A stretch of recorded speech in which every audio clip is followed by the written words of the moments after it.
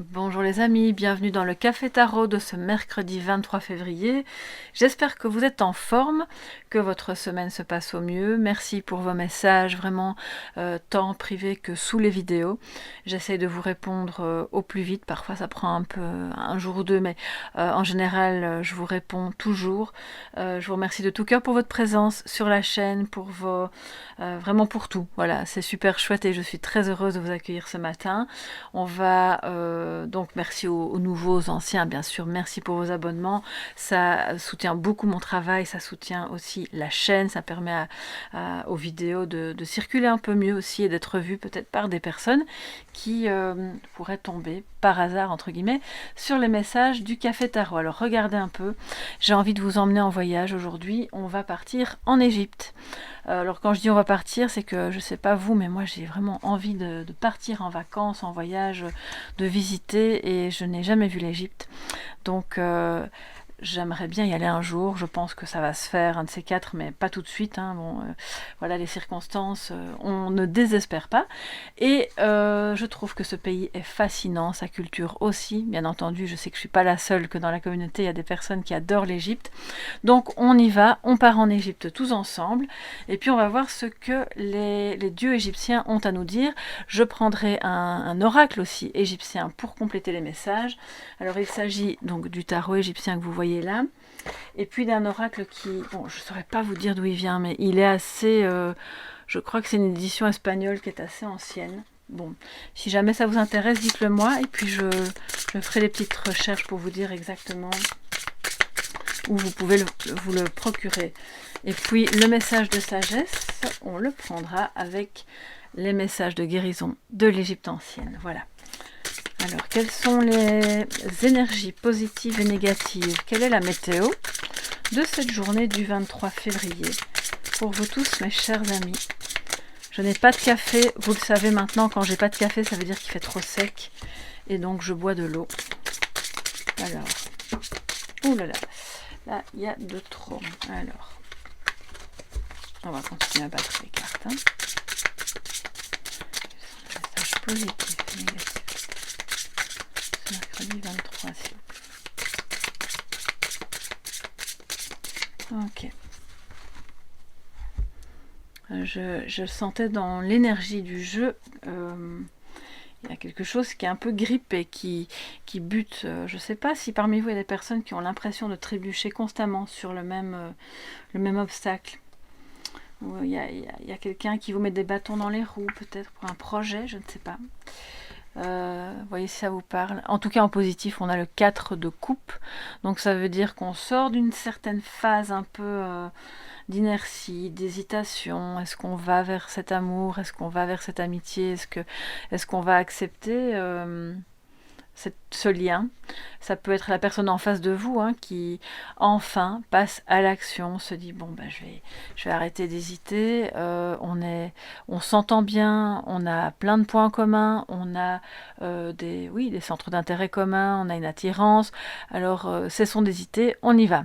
Donc ça c'est super, on sort de cette hésitation, et de quelque part ça pouvait être aussi relié à un moment d'introspection.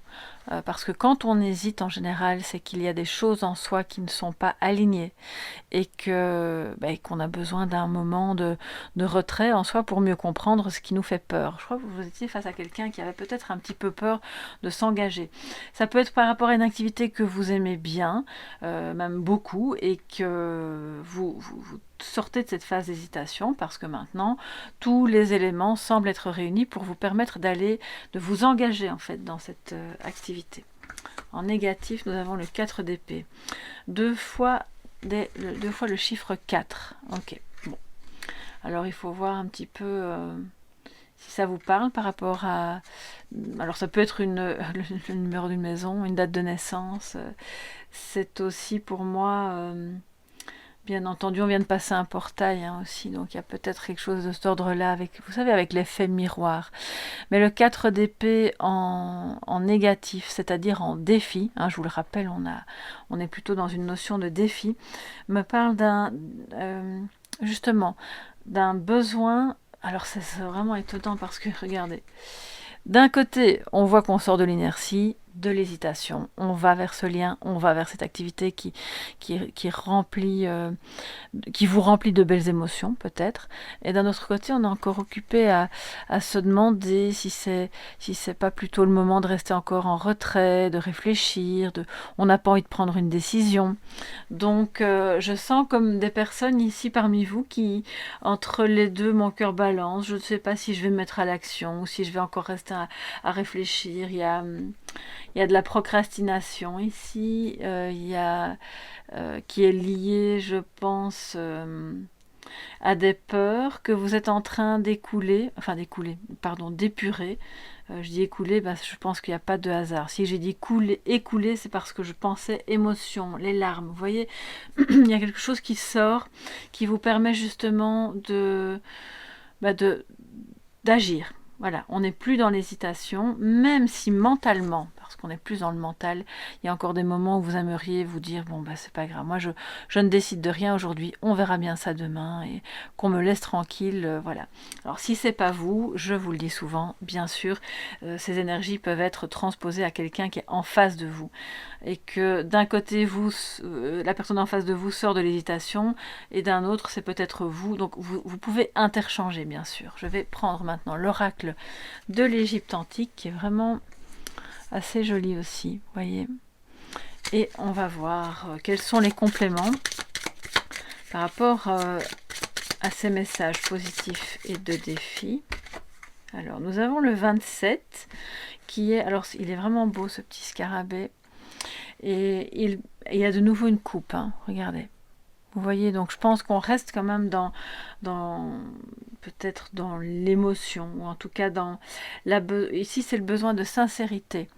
Donc je pense que ce tirage est plus relationnel, voilà, pour la plupart d'entre vous, que cette hésitation relationnelle et ce moment d'introspection a été lié à un manque de sincérité, ou simplement à se poser la question de savoir comment je peux agir le plus sincèrement possible face à cette personne, et cette personne est-elle sincère avec moi. Donc vous avez besoin de ce moment encore, peut-être que c'est ça c'est de nouveau l'idée de un pas en avant, un pas en arrière, et puis on reste à zéro, vous voyez, on reste sur le même, mais au fond ce n'est pas une régression, loin de là, parce que quelque part tous les moments d'introspection vous font quand même avancer émotionnellement, on le voit, hein, donc c'est vraiment très bien. Alors quel est le complément, s'il vous plaît? J'aimerais bien en savoir un peu plus sur ce 4 d'épée. Qu'est-ce qui se passe? Pourquoi avez-vous besoin d'encore faire le point? Qu'est-ce que vous devez encore examiner, vous ou l'autre personne en face de vous? Alors là, regardez, c'est vraiment aussi une belle illustration, et de nouveau, bon on a les coupes, pour moi on a tous les éléments ici. Oui, je crois que quelque part c'est un peu la carte du magicien. Il a tous les outils en main. On hésite à se lancer, on hésite à créer, on hésite à manifester, parce que et de communiquer aussi. Je pense que voilà, il y a différents axes. Pour certains et certaines d'entre vous, il y a peut-être eu un soupçon de manque de sincérité qui vous a mis en retrait, et du coup la communication était peut-être pas très fluide parce que vous aviez besoin justement que les choses soient plus transparentes avec cette personne, qu'on joue carte sur table, qu'on dise ok, moi je vais dans cette direction là, je peux faire tel et tel compromis, et toi, un vrai dialogue. Et puis pour d'autres, ça va être par rapport à une activité qui vous tient à cœur, vraiment. Et là, de nouveau, on est dans l'idée de manifester, mais en toute sincérité, de faire les choses vraiment avec votre cœur. Et peut-être que vous avez besoin d'examiner encore comment y parvenir. J'entends qu'il y a des personnes qui ont parfois un petit peu peur de se montrer telles qu'elles sont. D'oser faire le pas de cette sincérité, parce que c'est d'abord un pas envers vous-même, bien sûr, c'est une chance, c'est un porte-bonheur, hein. Il y avait peut-être une peur qui était reliée au fait que les personnes en face ne sachent pas recevoir cette sincérité, hésitent à vous côtoyer pour ça, ou hésitent Donc il y a beaucoup d'hésitation et de moments d'introspection qui sont liés à un nouveau commencement, à un début, à quelque chose qui va prendre forme et qui doit absolument se faire dans la sincérité. Une sincérité envers vous-même et envers les autres. Surtout si vous sortez d'une période un peu compliquée, où les choses n'ont pas... où il y a eu un manque de transparence, il y a eu trop d'hésitation d'un côté et de l'autre, trop de peur, etc. Que ce soit professionnel, amoureux, ou voilà, quel que soit le domaine. Hein. Alors maintenant, je vous propose de terminer avec un message de l'Égypte ancienne. Enfin, on reste dans l'Égypte antique. Je regarde si c'est pas... Ok, c'est bon. Alors, on va prendre un petit message de sagesse pour clôturer en beauté ce petit voyage en Égypte qu'on aura fait ensemble. J'ai très très soif, il va falloir que... Je vais attendre la fin de la guidance pour boire parce que là j'ai vraiment soif. Alors, un message de sagesse pour tous les abonnés, les visiteurs, les amis, vous qui passez par là pour ce mercredi 23, s'il vous plaît.